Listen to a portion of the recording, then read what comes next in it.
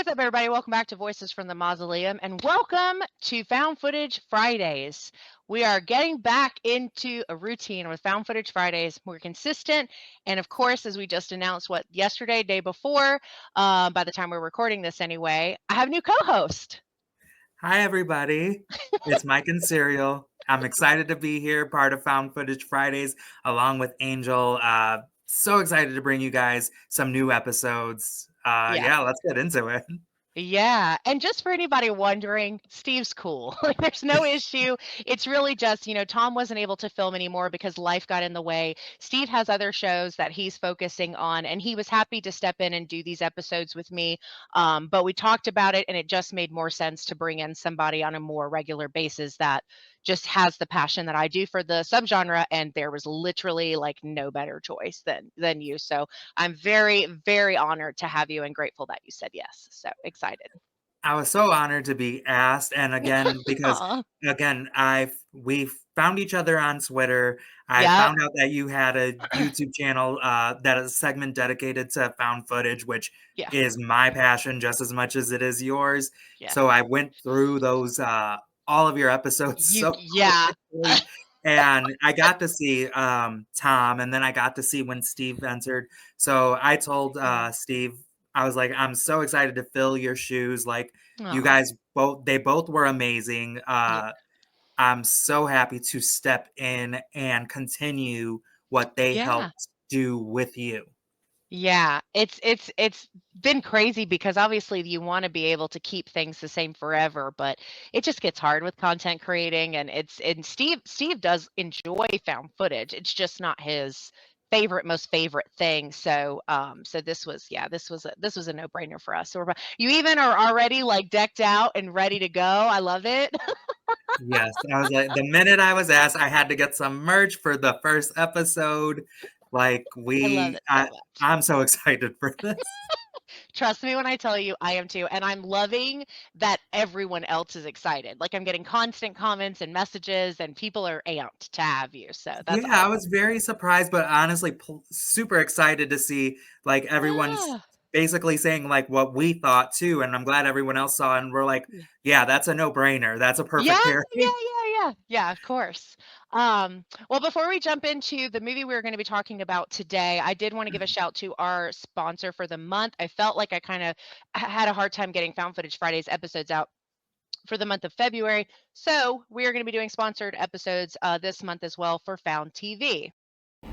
If you are a lover of found footage horror, Found TV is the app for you. From all sorts of mainstream titles to indie projects, they have every subgenre of the subgenre. New releases constantly, as well as world releases that have never been seen before. If you are a fan of found footage and you love horror movies, you should already have this app.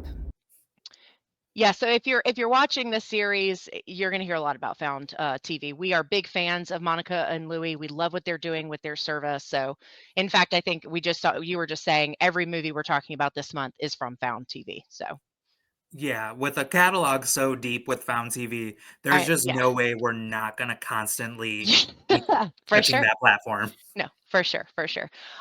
So the first movie we're going to jump into for this month is the McKinney Family Home Videos.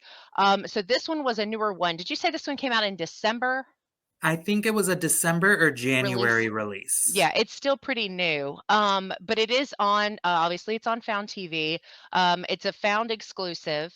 And so it's an hour and 8 minutes, and that will make sense when once we dive into the type of found footage that this is. But the short synopsis is a loving father's obsession with recording family memories takes a sinister turn as his home videos reveal a dark presence threatening to destroy everything he holds dear. Um, which is pretty good for a synopsis because I feel like when you watch the movie, you have no idea what's going on. Um, yeah, so general non-spoiler thoughts. What did you think of this one?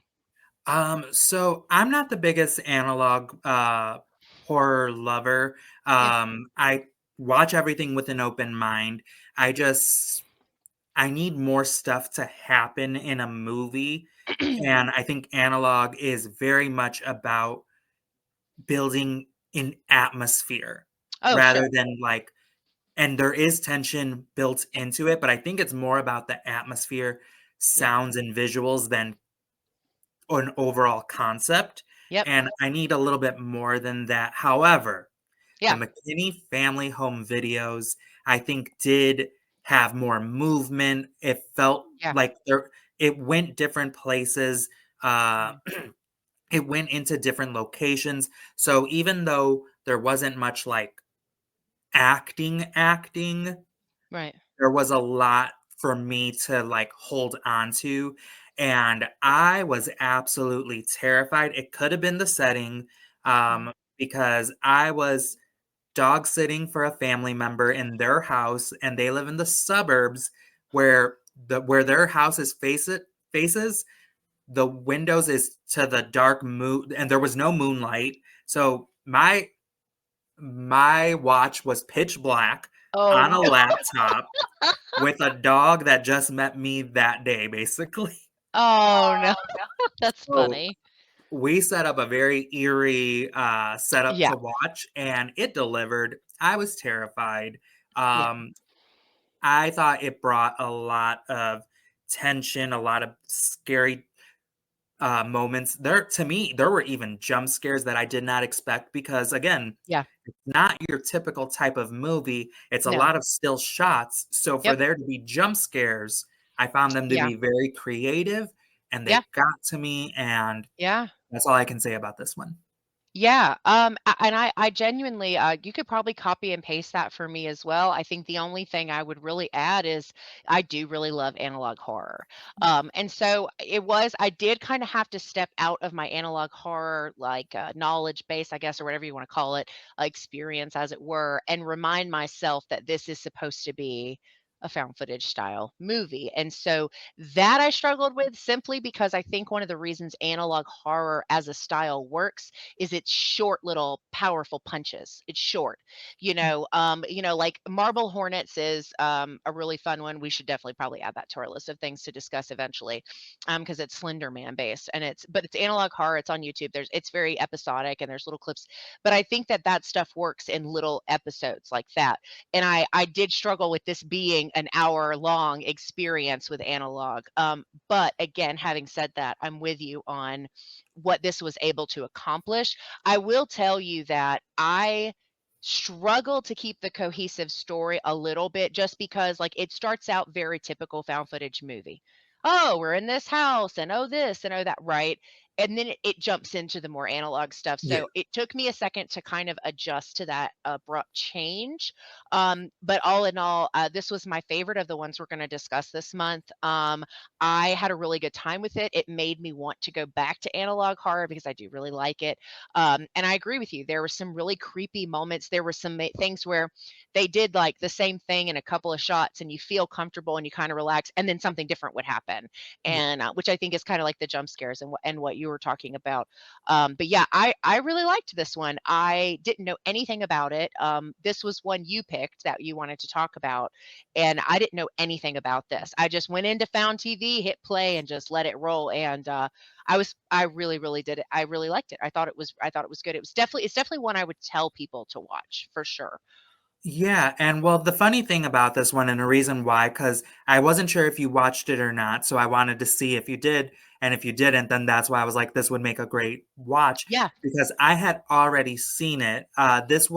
So I host every month a watch party for Found TV, yeah. and so I looked back, and the director, Nick, he's very online. I've seen him about, and he's really cool. So I was like, I love the camaraderie between the directors and Found TV. Um, Oh, yeah. so I wanted to support some of the more indie directors that they deal with directly, Of course. Yeah. and they said he Yeah. would be willing to jump into the watch party, and talk and do Q&A kind of things, and he did. I asked him some questions, found out some fun stuff about the I love movie. that. um, I'm ready for the sequel, but yeah, so we did this Very cool. watch party, uh, and everybody who was watching, like, I think it was a fun shared experience Yeah, I can because see that. it's a very interesting movie. So Yep. the watch party, like everybody posts, tweets, whatever social media they're on, and then myself, Found TV, we interact with everybody, and just seeing how I was scared and seeing how everybody else was also feeling the same thing. It was kind of a fun shared moment of like, are you all watching this? Like, are you Uh-huh. truly That's watching this? cool. That's cool. I love that. Yeah. And I No, think I that's I what I made it think so that's much cool. better. Yeah. Yeah.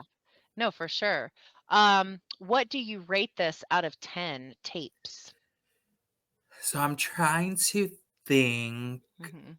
And honestly, I think because I like to, obviously, something that I love is the impact that it had on me in initial watch. Sure. That's fair. And then, am I still thinking of the movie afterwards? Mhm. And this movie packed such a punch. So I'm probably going to go stronger than I think in the back of my mind it is. But I think I'm going at like a 7.5 or 8 out of 10. Okay. Um, Yeah. even it being analog, like, I just think it packed the perfect It was punch good. in how Yeah. I viewed and consumed Yeah. what he gave to us. Yeah, yeah. So I actually am gonna give it the same thing. I would give it a 7.5. I think this worked better than I think if someone had explained this movie to me, I probably wouldn't have really thought it sounded like something I could get into, but it does. I think starting out the way that it does, and then just like the abrupt changes, and I just everything they did with it, I thought was really clever and really brought the connection between found footage style horror and analog together in a way that I really just appreciated. So yeah, I would give this a 7.5 as well. I think it's probably something I would definitely rewatch because I'm sure I missed stuff. In the initial watch, but no, I really like this one. I thought it was really good. I'm gonna add our little thing here because we're gonna jump into some spoilers. And I don't know that there's too much to spoil, but this will just give us a chance to talk about it a little bit more in depth. Um, but yeah, was there anything a scene in particular that you wanted to talk about spoiler wise, or how did whatever you want to share? So I think the funny thing about this is because it's hard to pinpoint scenes because of the way the movie True. goes. But like my feelings attached to the movement was like what I just loved about it so much. Yeah, But there were I think how it kept going to different places that I didn't expect because a movie that I saw was Skinamarink, and it, it very much yes, I'm gonna stayed touch on that too. Yes, it yes, very much stayed in the same house. While there was movement, it was confined. yes, yep. Whereas this one was very bigger. We were going from the person's home to a field to To a, a I think, an abandoned cemetery, church, church. something Yeah, that felt like a haunted house. Like, yeah, yeah, yeah. No, sure. and I think the transitions just Yeah, stood out because they were so scary because and where I meant were jump scares and there were some like actual like visual jump scares, there but were. what got me was and what usually gets me in horror, Yes. audio jump scares. Yeah, There yeah, were so many. I think yeah. my number one comment that I kept just spamming during Uh-huh. the watch party was Yeah. what was that? What was that Yeah. noise? Did you hear that? Yeah. That's a creepy noise. I'm hearing that noise. Like, it was just about the audio, Yeah. and it Yeah. was so terrifying. Yeah. But then, what else scared me was, like, they had while the font wasn't, like, as creepy, but it was just, like, this generic, like, word art font that kept going across. Yeah, it's like, I begged you. Yeah, Please come and home." those were Yeah. kind of scary too, Because you're like, "What the hell is going on?" but I Like, think what do those even mean? Anyway, go ahead. yeah. I think the scariest thing to me was the missing poster. Yes, I was gonna say the same thing. Because that's a very generic template, and ironically, there's another movie we're covering this month that used the exact same template for their movie, but it was fine because I was like, "Oh, okay," the first time.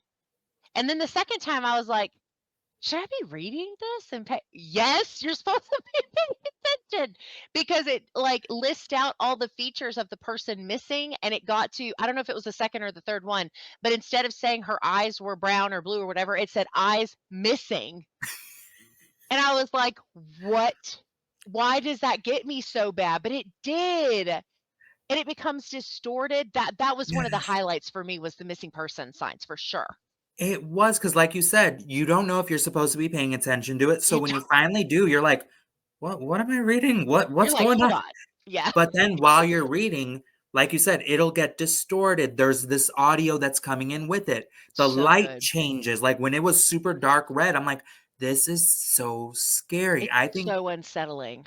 it's one of those, movies where I will be recommending this to people that say, "Well, I wanna be scared," and I'm gonna tell them, like, "Lights off, Get in make the get the mood of the setting," yeah, yeah, yeah. and, Yeah. again, maybe you Yeah. won't like it because analog's not gonna be for everyone. No, it's a Like, niche market for sure. it Yeah. is, but there's no way that maybe it's not gonna, like, ruin your sleep, but I'm sure you're gonna be a little unsettled. It's gonna get under your skin. I think too, the other thing I really liked about some of the not like the stills is they were some of them were very straightforward stills. They were just like, oh, picture of a building or picture of whatever.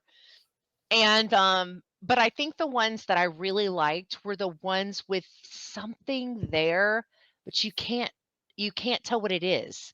There was like one that looked like a monster or a something, but it was like it looked like it was in the distance and it was just faded around and it was I think that one in particular was black and red and but then there was like pictures of broken windows or like a bus or something with the window and Yeah. there's just something there but you can't quite make out what it is and so you're doing this and that gets you like sucked in to a different type of level of like okay I'm really uncomfortable like and I don't think that given this style this format with the stills and in particular the stills with the words on them and that weird sound that we get, I don't know that it's easy to be that to that level of creepy with just a picture, but it just worked. It's like the sound, like you were talking about, comes together with the concept, and the words were short enough that you were like, "What is happening?" Like, and it just made you feel uncomfortable. And I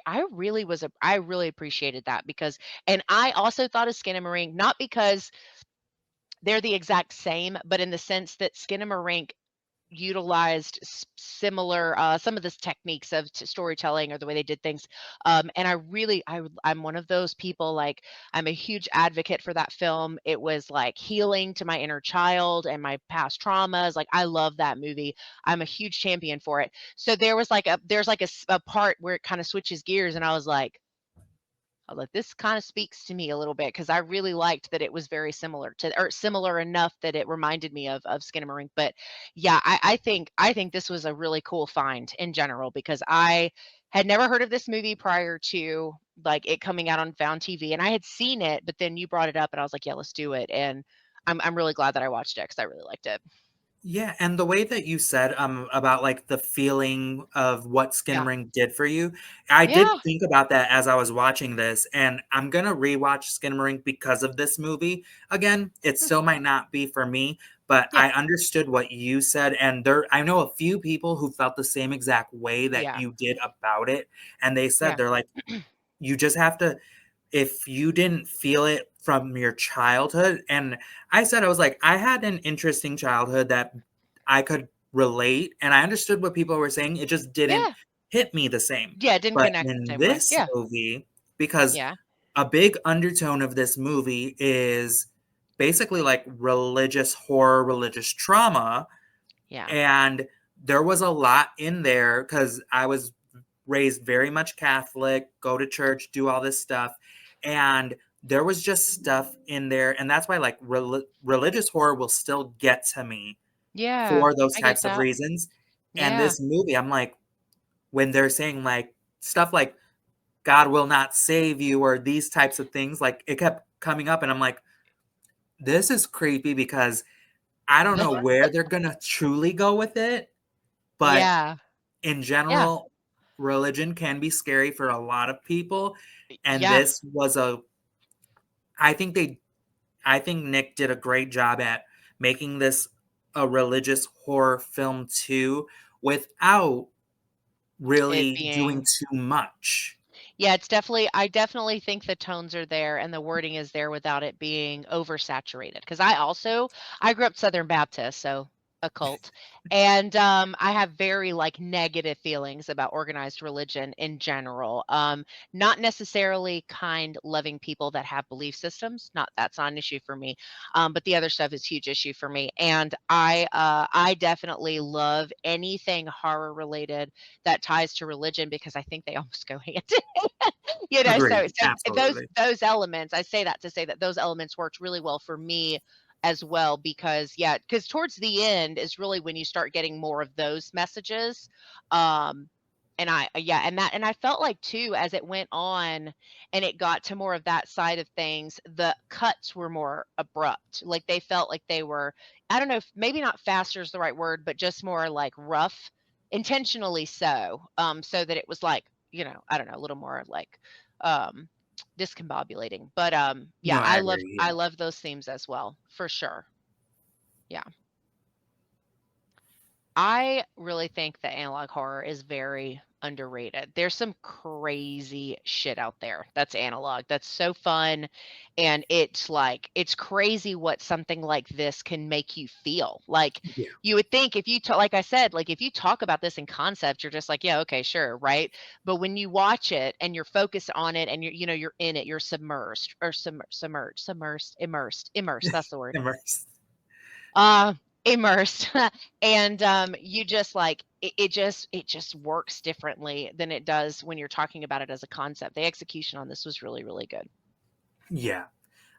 This movie is definitely making me or more open minded to dipping my toes I into love to more hear. analog horror. Yeah, So I'm yeah, gonna venture out, find stuff, but it is yeah. because specifically of I love this that. movie. Yeah, I love that. I have a list from, Matt Gilman, who is an avid, follower of the show. Um, I and love Matt. big lover. Yeah, big lover of found footage. Of course, anybody who follows him would know this. But he's the one that got me back into it because he sent me one called The Gray or something like that. That one is so, so good. Okay. And I love it because you can do anything you want with analog horror. Anything you want. It's just a style and like kind of a like an atmospheric. So anyway, so it's a fun little rabbit hole. There's a lot of it on YouTube for anyone interested in checking out more analog horror. There's a ton of it on YouTube, like a ton. And but yeah, I thought this worked really, really well, and I'm glad that you had suggested it because it really was a refreshing change of pace for found footage because when you watch as much of it as we do, Yeah. it gets a little like sometimes because found footage I think is the nature of the beast is there's some great ones and there's some not great ones and it's hard sometimes to find good ones when you've seen all of the good ones and so anyway so And this there's one lots was of similar ones. lots of tents in the woods and lots of what's the other one, like haunted house ones. Oh, we just bought Yeah. this house and which I'm kind of tired of as a theme in general. But yeah, found footage it can be oversaturated with some of that stuff and you just get tired of it. You're like, I need something different, and this checked that box for sure. This was very, very different. um well, cool. Well, I know I wanted to take some time at the end of this episode to talk about Found TV once again. So we are, as a show, we are part of the Found TV's create content creator, whatever I forget their creator program. Is that what they call Yeah. it? And as such, we have a discount code. So if you want to have Found TV and you do not want to watch the ads, you can watch all of these for free with ads. And honestly, it's not as bad as Tubi. So just be grateful. But you can watch all of these for free without paying for anything with just some ads.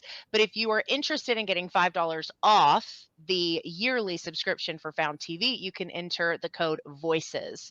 It's just VOICES. That'll get you $5 off the entire year subscription, which is super affordable anyway. It's not outlandish by any means, Yeah.